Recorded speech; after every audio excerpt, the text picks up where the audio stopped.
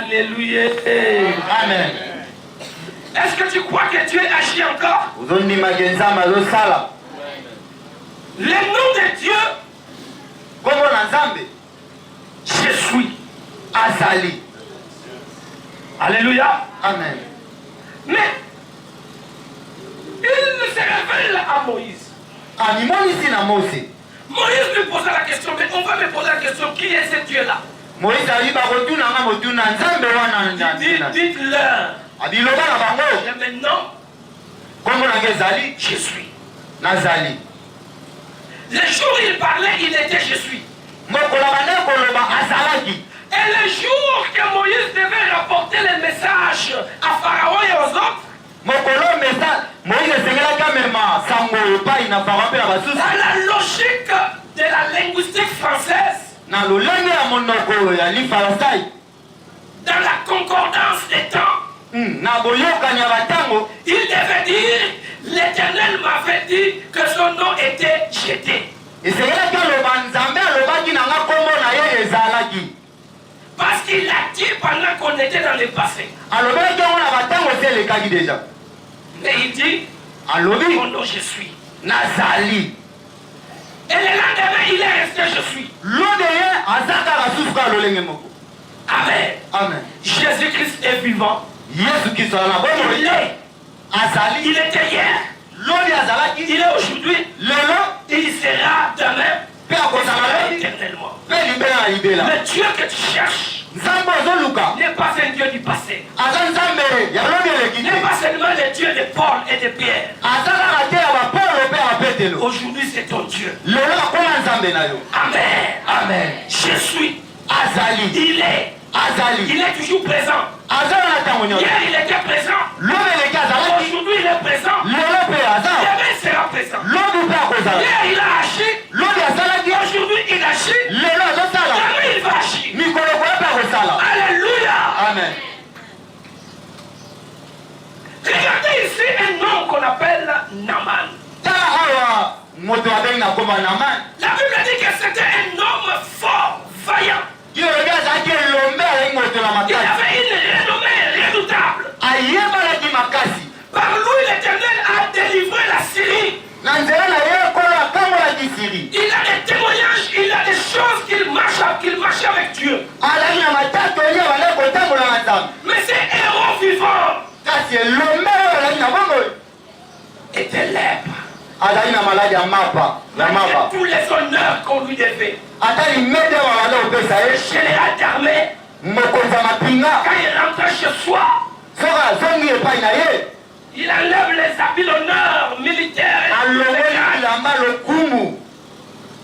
Il se sentait malheureux. Parce qu'il était lépreux. Alléluia. Amen. Alléluia. Amen. Il avait beaucoup d'argent. Il était collaborateur direct du roi. Chef d'état-major général. Tout ce qu'il pouvait chercher, il en avait. Mais il n'y avait aucune solution pour sa lèpre. Il arrive des choses que les gens t'acclament. Les gens te félicitent. Les gens te disent il est heureux. Mais lorsque tu rentres en toi-même, tu constates que malgré les honneurs qu'on te donne,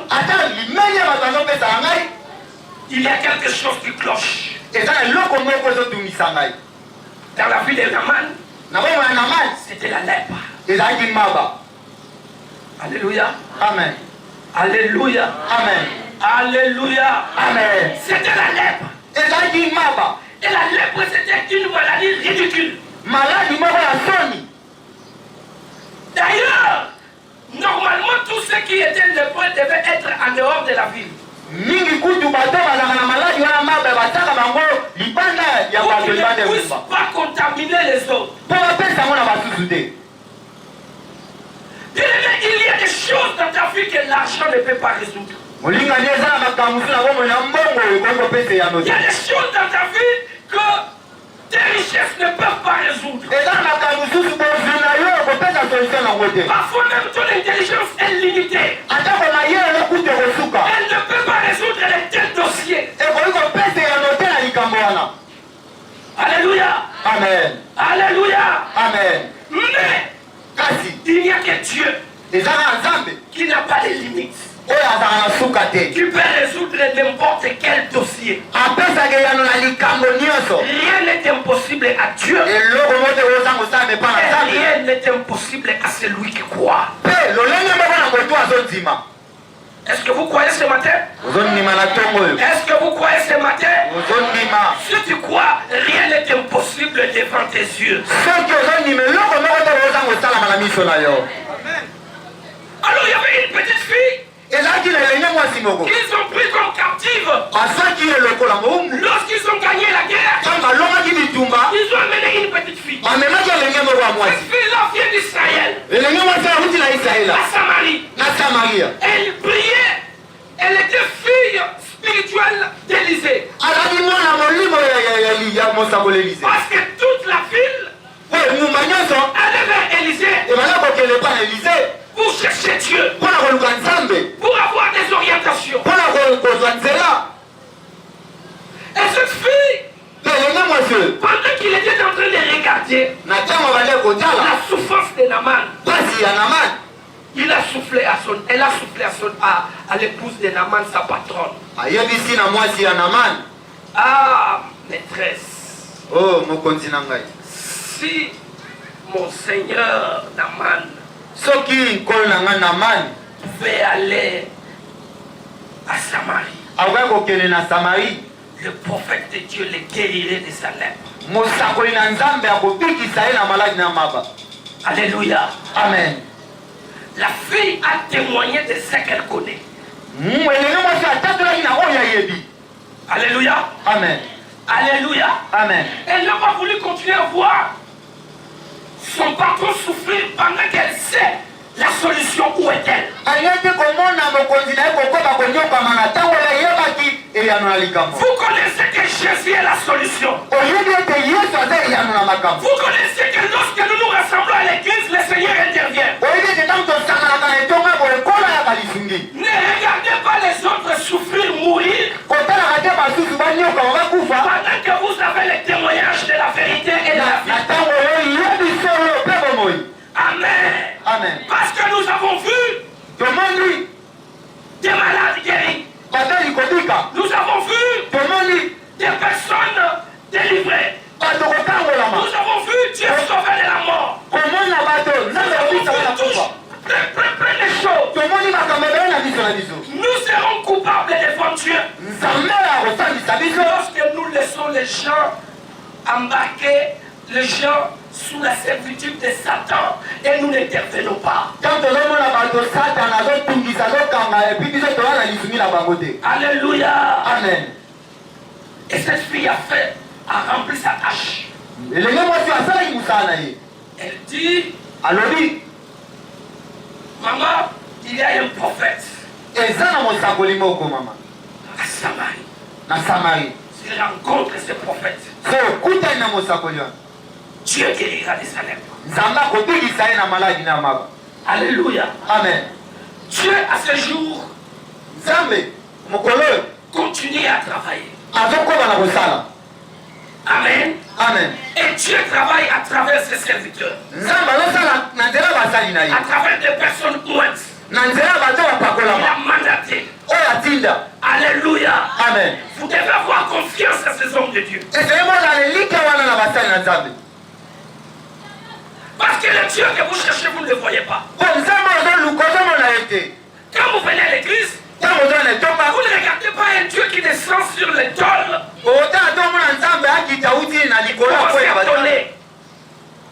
Dieu a ses représentants. Quand moi je te prêche, je te parle. Ne regardez pas José comme fils de tel. Regarde José comme représentant de Dieu. Alléluia. Amen. Je ne suis pas Dieu.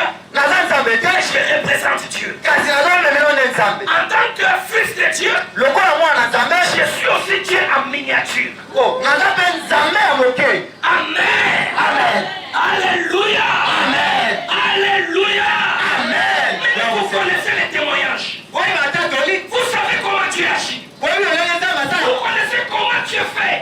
Qu'est-ce qu'il opère à travers cette œuvre, à travers cette vision, à travers le message, à travers le ministère. Mais pourquoi pas ne pas dire à tout le monde, si tu viens seulement à la mienne, le Seigneur te guérira de ta lèpre. Est-ce que tu le crois? Recevez la guérison de vos maladies. Oh, je t'écoute. On peut te guérir de ta lèpre. Allez, secrétaire, apportez-moi. Écris la lettre.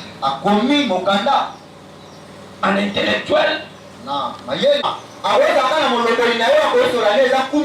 il écrit pour que tu les guérisses des lèpres. Dans les territoires de Samarie, ça est du poids. Et que Élise par le roi. En fait, c'était ça la démarche. Alléluia. Il savait bien que ce n'est pas le roi qui pouvait les guérir. L'information qu'il a reçue, ce n'était pas du roi, c'était d'Élysée. Voilà, nous sommes venus pour tel. Le gouverneur prend acte. Maintenant la lettre arrive chez le roi d'Israël. Quand il arrive chez le roi d'Israël, le roi d'Israël lit la lettre. Naman, afin que tu le guérisses. Surtout qu'il savait que ce roi-là était puissant. Alors peut-être Nathan bien terre. Voyez un peu, qu'est-ce qu'il dit? Secrétaire, venez. Qu'est-ce qu'il a écrit? Je t'envoie Naman pour que tu le guérisses. Le roi entend, compris les écrits, il prit ses vêtements, déchira. Il dit, mais c'est quoi ça? Il cherche des disputes contre moi. Si le roi déchire les vêtements, a commis un souka. Solution exacte. Il dit, mais il me cherche des problèmes. Est-ce que je suis Dieu pour faire mourir ou bien pour donner la vie? Non, mais je ne suis pas Dieu. Il a déchiré ses vêtements. Samuel Panzani, le roi a déchiré ses vêtements. C'est un événement. Les habits royaux. Et le roi déchire ça. Parce qu'il a commis le souka. La Bible dit la nouvelle est arrivée chez Élisée le prophète. Élisée dit au roi, pourquoi tu as déchiré les vêtements? C'est un petit problème. Envoie-les ici. Il saura qu'en Israël, il y a un roi, un prophète. Il saura qu'à Samarie, il y a un prophète. Que l'on sache que dans ta famille, il y a un frère. Des filles du monde des ténèbres, tu dois les renverser. Parce que celui qui est en toi, il est plus fort que celui qui est dans le monde. Amen. Alléluia. Amen. Alléluia. Amen. Alléluia. Amen. Mais écoutez ce que le roi d'Israël dit. Suis-je Dieu pour faire vivre, faire mourir? Les amis, il n'y a que Dieu qui peut faire vivre. Il n'y a que Dieu qui peut faire mourir. Alléluia. Amen. Alléluia. Amen. Alléluia. Amen. La Bible dit oh mort. Où est ton aiguillon?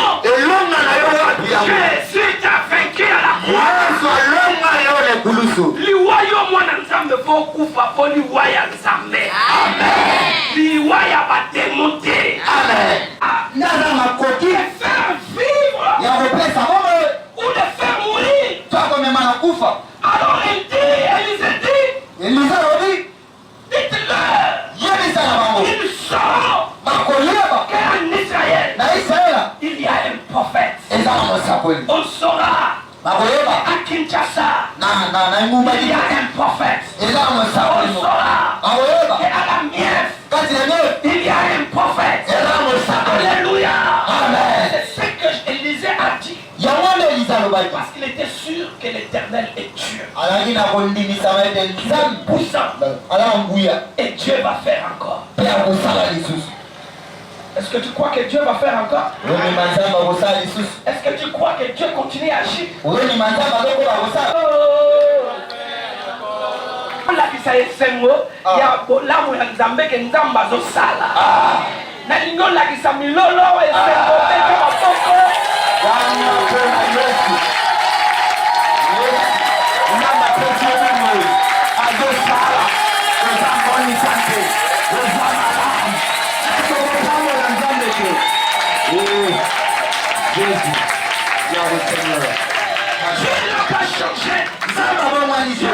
à agir.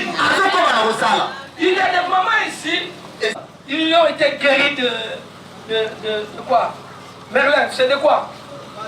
De Mbassou. Mbassou, c'est pour mater, c'est pour mater. Mais ceux qui nous ont baptisé. Amen. Alléluia. Amen. Alléluia. Amen.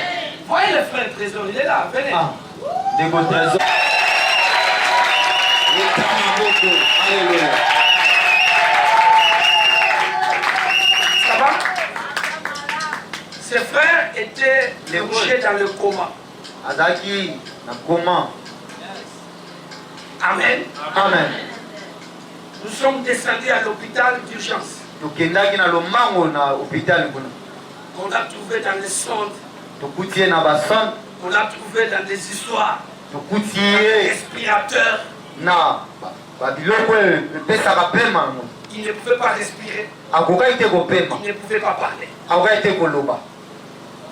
Amen. Amen. Vous les voyez, il est là, non?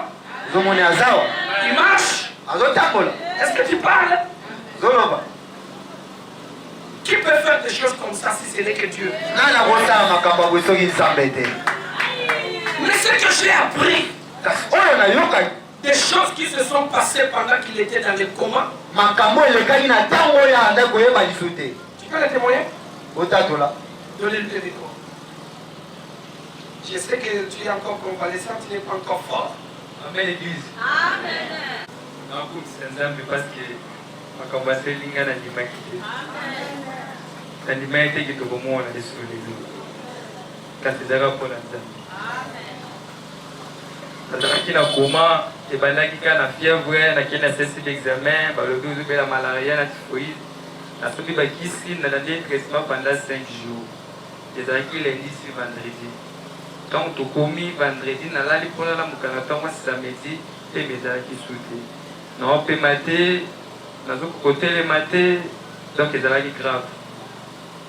De quand benga na hôpital tout ozo ki ndete ba médecin bazaki na grève moto ki ndezaki te. Ka ko ki na ngana hôpital na Njili hôpital ba chinois. To komi wana de 9h na 10h 11h na koti commande ba bali souté. Dans le côté comment nazomona nazoki nanzela moko mulili makasi bazobenga kasiko parti wana eza très important. Bazobenga ngai asi à côté na coma awa famille, nous avons trouvé là-bas toute sa famille.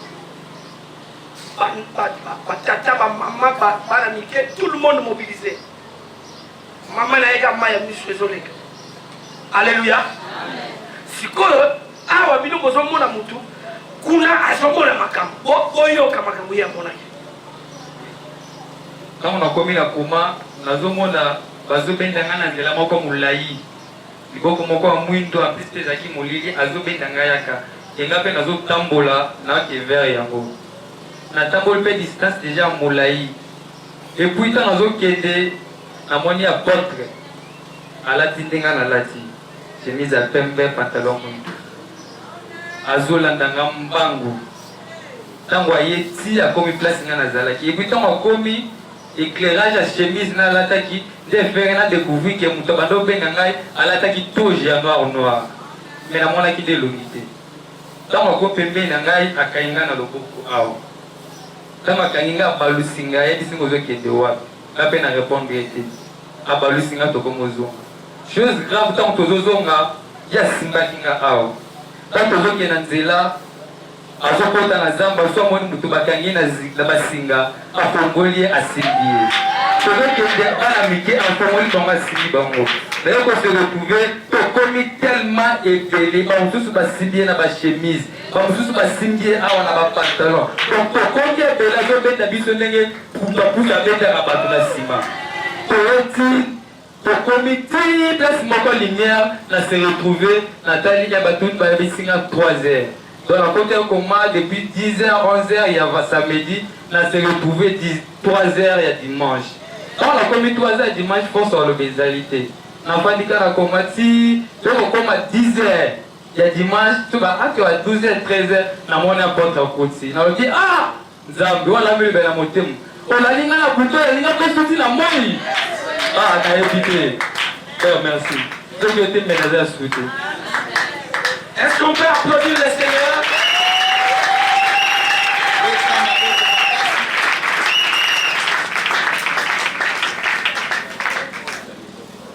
Sois calme.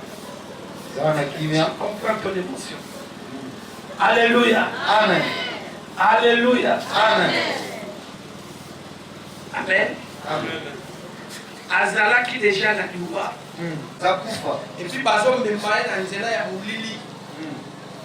Azomona kututa esprit wa les autres maji. Asi akomi musika koto pe bazo talela. Ba médecin bazaki déjà découragé. Bazo zela akata kote. Le pona kopi ki ça y est. Asali ndenge ni.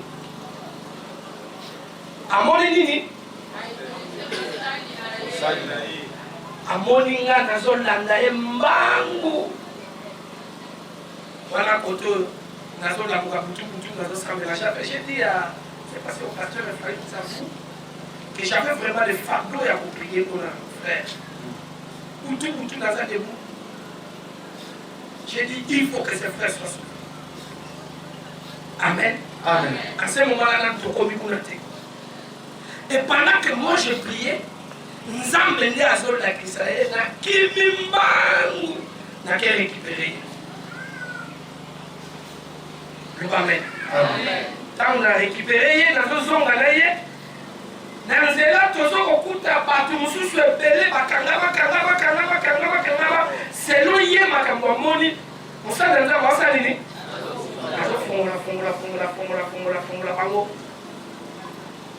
Dites Amen. Amen. Alléluia. Amen. Est-ce que nous avons fait Azala Bomo et toi Azala Bomo? Alléluia. Amen. Yango mtu akangayo ndoki akangayo ya fomali na Kongo.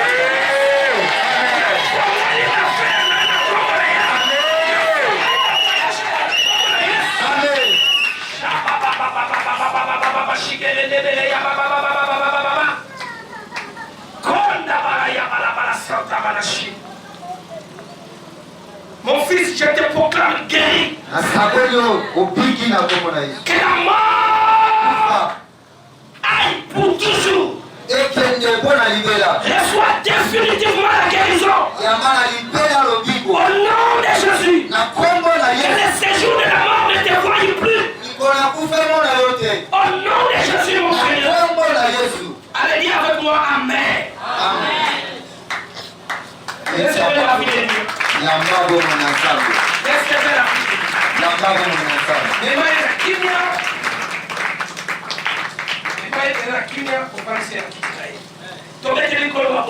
Bravo Seigneur.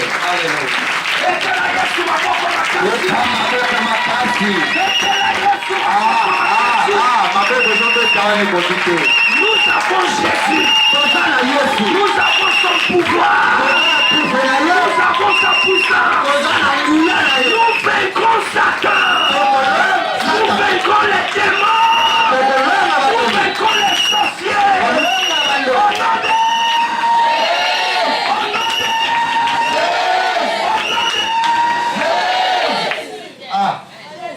Applaudissez plus fort. Applaudissez le roi des gloires.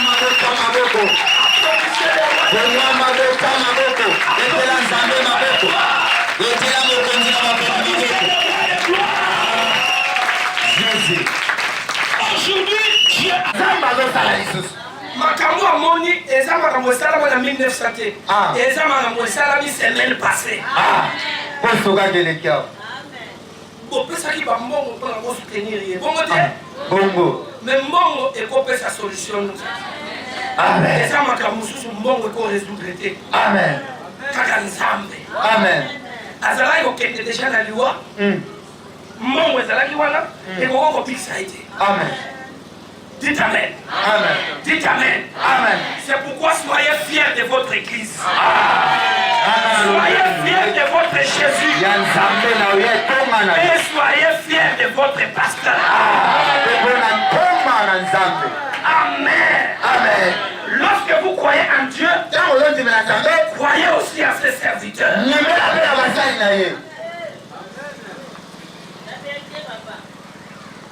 Il s'est passé un événement chez les apôtres. Alléluia. Amen. Je ne saurais plus continuer à expliquer les textes parce que les temps déjà nous bouffent. Il y avait une femme qu'on appelle Dorcas Tabitha. Elle était une bonne femme. Faisant du bien. Cette femme-là.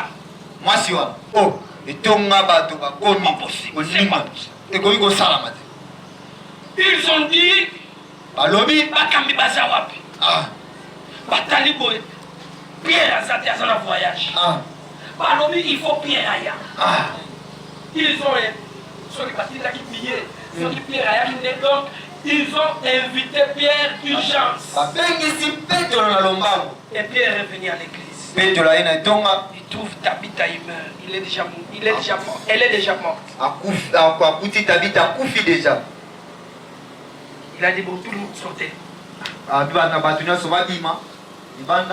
Puis il appelle Tabitha. Lève-toi. Tabitha a repris la vie. Pierre sort avec Tabitha vivante. La présente à l'église. Alléluia. Amen. Alléluia. Amen. Alléluia. Amen. On ne peut pas voir une église s'il n'y a pas un serviteur, il n'y a pas de serviteur de Dieu.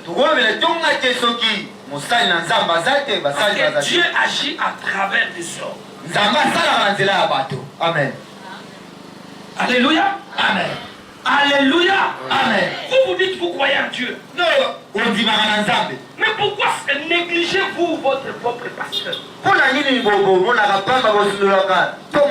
Vous savez, Élisée là, pour qu'il reçoive double portion,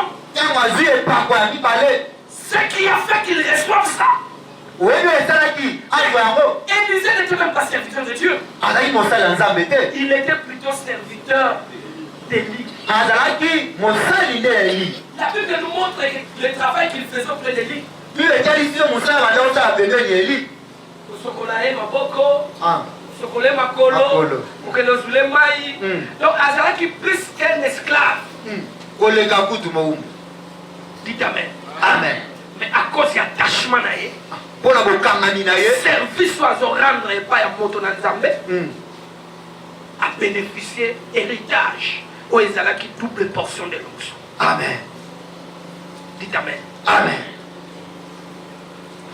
Ne vous gênez pas de servir votre pasteur.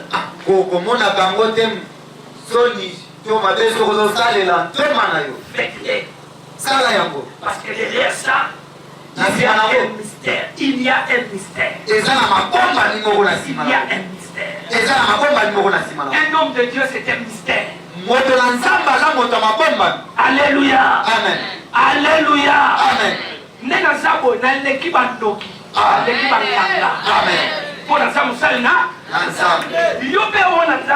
Mais ils se mirent en marche des grands matins pour le désert de Tekoa. À leur départ, Josaphat se présenta et dit: écoutez-moi, Juda et habitants de Jérusalem. Confiez-vous à l'Éternel votre Dieu et vous serez affermis.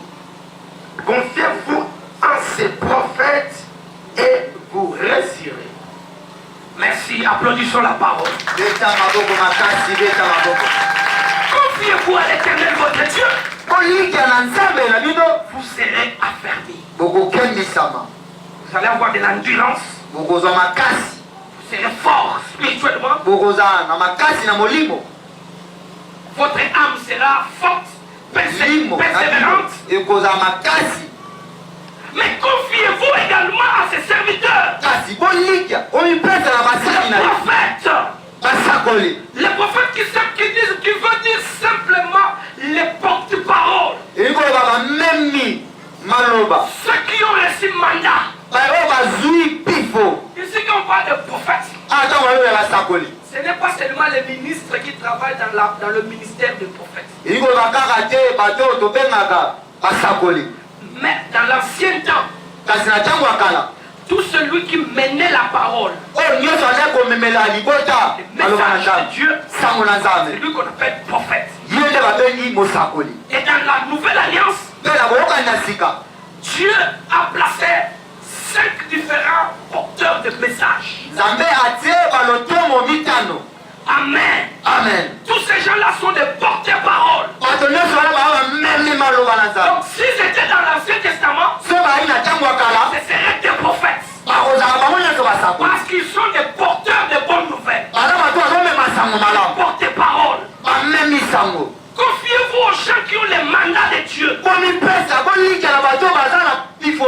que Dieu a oint, il a donné son pouvoir afin de résoudre les problèmes des gens par la puissance du Saint-Esprit. Confiez-vous à ces sorts et vous réussirez. Il n'y a pas de vie privée entre un enfant de Dieu et son pasteur. Et son père spirituel. Tu n'as pas à faire la discrétion devant ton père spirituel. Donc ça je cache. Ça regarde surprise. Mais surprise et yakati. Parle avec ton père. La Bible dit, confiez-vous à ces prophètes. Vous réussirez. Voyez l'homme de Dieu. Voici ce que je fais. Il va te donner les orientations de Dieu. Il va prier pour toi.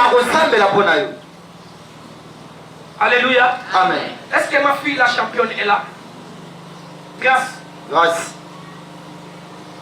Elle n'est pas là? Toutefois que cette fille-là venait, on prie. Il a telle compétition. Elle va. Elle a beaucoup de succès. TV Bazolobela a mis deuxième, athlétisme, a mis boye. Cette fois-là, j'étais surpris. Elle est venue me voir, elle m'a dit, mais qu'est-ce qu'il y a? On a quelqu'un qui pousse mon boye, tout ça. Je lui ai dit, mais comment tu es parti sans me voir?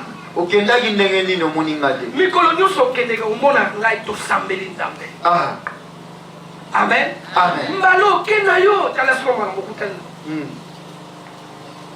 asali course akekweya abeli asilisi kutu course te biloko wana eza compétition. Il y a toutes les batteries et les batteries démoniaques et les batteries physiques qui sont mises en œuvre. Quand vous allez dans de telles compétitions, vous devez avoir le soutien de Dieu. Et c'est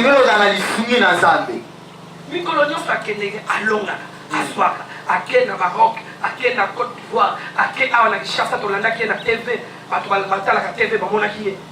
Mais Malo accueilli, toutefois qu'il partait, on priait. Je lui donne cette orientation, il part. Malo accueilli la ndenge na ye. Amen. Amen. C'est ce que j'ai reproché à ta fille.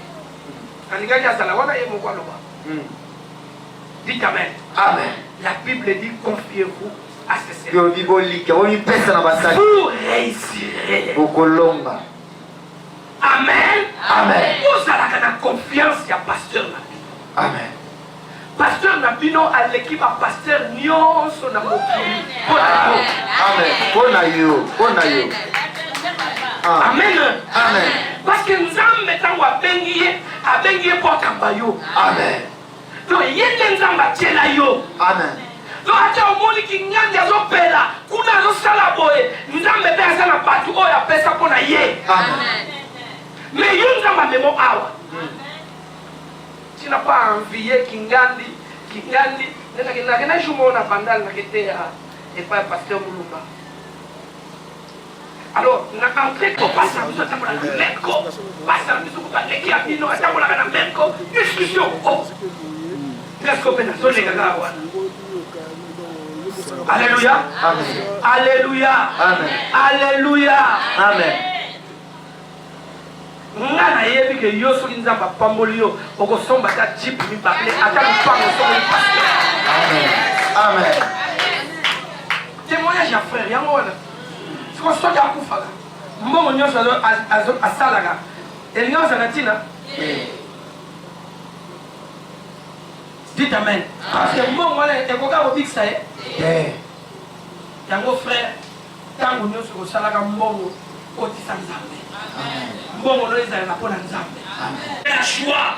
Plus qu'il est à l'aise, plus qu'il est dans la présence de Dieu, plus que vous vaincrez. Ah, mimi pe rolonga. Bible dit Moïse dans ma boko eza likolo. Likolo. Ba tu asa na terrain bazo sani. Bazolonga papa.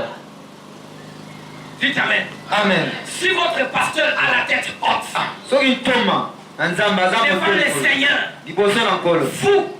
Vino. Dans vos entreprises, dans vos projets, dans vos affaires, dans vos familles, dans vos santé, vous allez vaincre. Amen. Alléluia. Amen. Alléluia. Amen. Yahweh, sana lolenge na yo. Yahweh, sana lolenge na yo. Alléluia.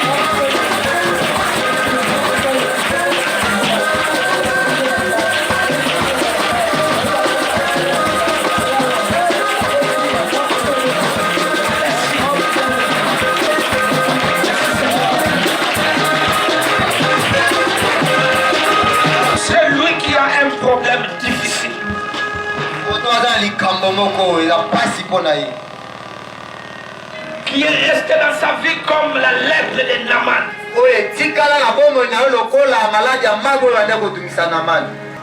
Je vais lui poser la main. Tu viens vite. Pose les mains. Je dis seulement une parole. Que Dieu t'accorde ce que tu crois au nom de Jésus. Alléluia. Amen. Qu'il arrête ta lèpre. Qu'il agisse sur toi. Qu'il te donne ce que ton cœur désire. Qu'il t'accorde sa paix. Qu'il te donne sa vie. Qu'il te donne ce que ton cœur désire. Qu'il guérisse ta lèpre.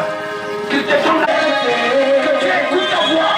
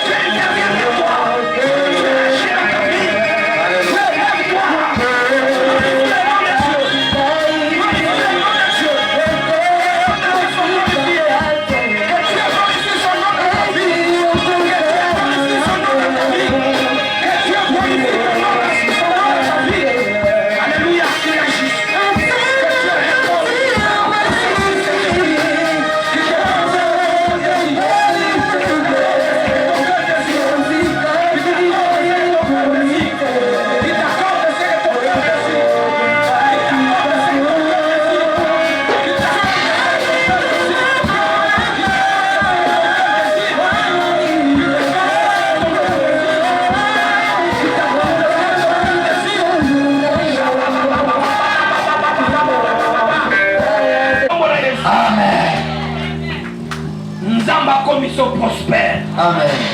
Nzamba peso santé mala. Amen. Nzamba koto na libala esengo. Amen. Nzambe apambola mabota na yo. Amen. Nzamba apambola bana na yo. Amen. Avenir ya bana na eza la béni. Amen. Au nom de Jésus. Lisala maboko no epambola ma. Amen. Nzamba komisa yo millionnaire. Amen. Applaudissons le roi.